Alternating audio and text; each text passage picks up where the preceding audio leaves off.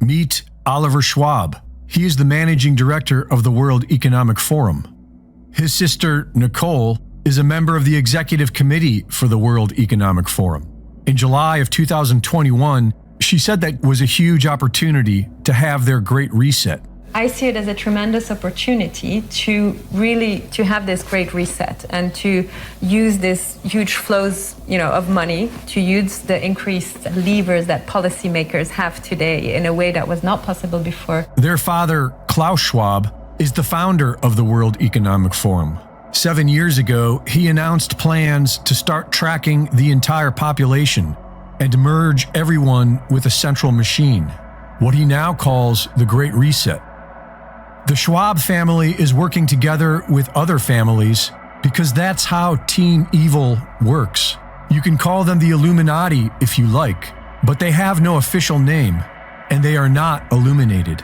There is no telling how many family bloodlines are involved, but they keep it in the family for 3 main reasons, and they all have to do with power.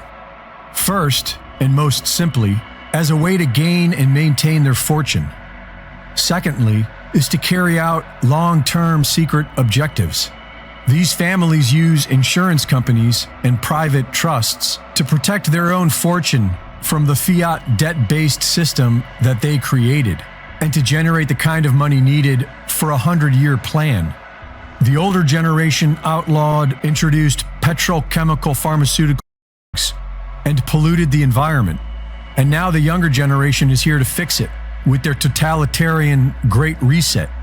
It's a multi-generational plan that works because of family loyalty and also because of the third reason why they keep it in the family: trauma-based mind control.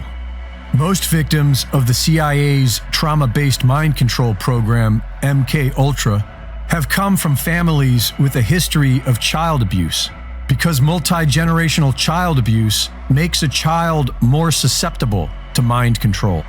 And most of the characters we see as world leaders are not only actors on a stage, they are oblivious because they have suffered a lifetime of abuse and mind control. The overwhelming majority of people on Team Evil are not all in on it. They simply do as they are told. They follow orders and they don't ask questions. These families see having children as a means of gaining power and wealth. They see their own children as property, as slaves to do the family's bidding. But perhaps it's more like a cult than a family. Nearly 1 million child orphans were distributed throughout America and the Commonwealth in the late 1800s by an international secret society called the Odd Fellows. Delivered primarily by train, many of these orphans were born in private homes owned by the Odd Fellows and their offshoot, the Daughters of Rebecca, an all-female Masonic organization that featured symbols of mass breeding and fertility. Philip Eugene de Rothschild says that the Rothschild family alone has produced over 100,000 children in these secret breeding programs. Most of the US presidents during this time were Freemasons.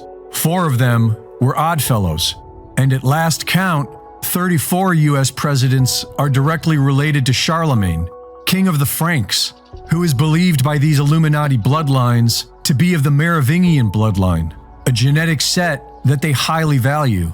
And Team Evil has always been obsessed with genetics. So it really isn't that strange to point out the similarities between Justin Trudeau and Fidel Castro, Angela Merkel and Adolf Hitler's mother, Barbara Bush and Aleister Crowley, or even Obama and Akhenaten. The only way these families and their abused mind control minions are able to control the rest of us is by dividing us. And if we, the people, could change that, then we could change everything.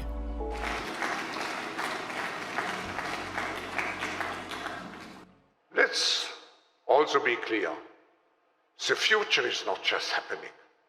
The future is built by us. I wanted to ask when you all think we're going to move from this form factor to something that's on your face, glasses, and when computing's all on the edge. All right, 50 seconds. Who wants to answer quickly? I think it will go. It will, first of all, it will definitely happen. I was talking about 6G earlier, which is around 2030. I would say that by then, definitely the smartphone as we know it today will not anymore be the usual kind of the most common interface. Wow. Many of these things will be built directly into our bodies. So this is Pekka Lundmark, who became president and CEO of Nokia in 2020. And he recently appeared in one of WEF's Blue Rooms there, where he told an audience member that he believes by the rollout of 6G, which they apparently plan to be doing around 2030, the smartphones people are walking around with in their hands right now will be obsolete, and these devices will instead be built directly into people's bodies. And before I make the actual point that I came on here to make, can I just say, I really wish that all of these people would stop acting like this is just the next logical step for this technology. What other technology is that the next logical step ever? It's not like they came out with a microwave oven and then the next logical step was put it directly in your mouth so it could cook the food while you eat it. Or, wow, bicycles are really great. Get places really fast. Next logical step, can I attach that to my ass? Just right to me all the time? All the time. I want the bicycle to be part of my ass so that I don't have to ever be separate from it. I want it to just be right up in there. This is not the next logical step is put it in your body. I feel like that's silly. The way that they talk about this, like we're all just supposed to know that and accept that and think that that's normal to do.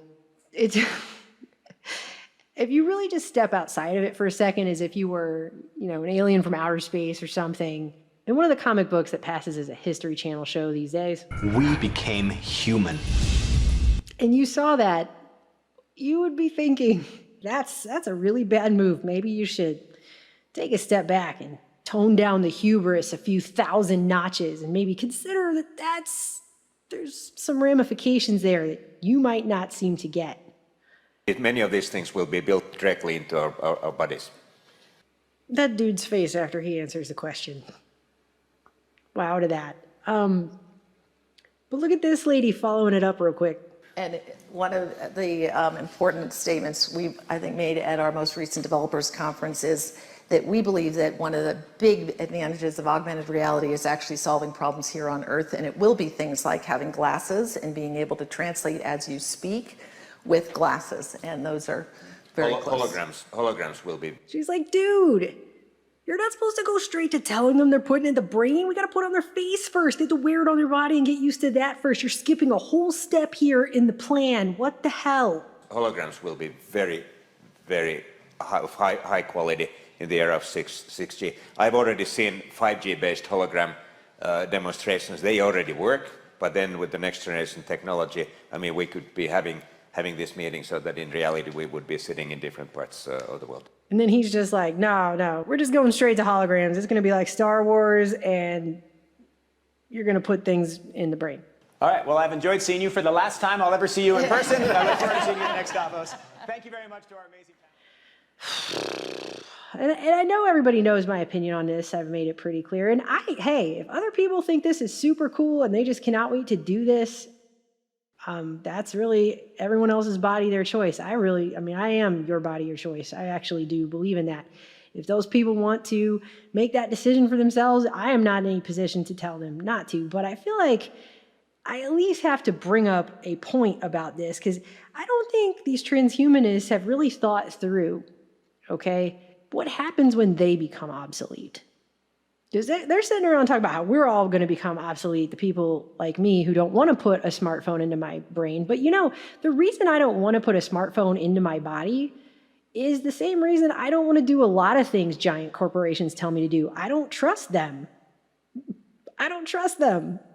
And to trust them with something that's to that level, we've already been told over and over about these phones, how they're tracking us, how they're tracing on us, how they're spying on us, how we're being manipulated by the algorithms and technology that these phones employ with increasing efficiency. But somehow, at some level, we're supposed to just put all that to the side, just sweep that on over to the side there, step over that giant mountain of bullshit, essentially, and then give up all autonomy altogether and say, no, I think this will go well. I think this will go well. You sit down at your computer, if you have Windows on your PC, and you know it doesn't go well. You know that you can't keep your old version of Windows. You have to just keep upgrading and upgrading, and then there's all the glitches and the blue screens of death. Hey, let's put that whole mess inside the body, right? Why would anybody... I have a pretty strange imagination, I think probably most people would say. And I can go many, many places within the realms of my mind. One place I have a very hard time getting to is, how are people actually going to put a 6G emitting smartphone in their brain? And society is going to just continue to function with that.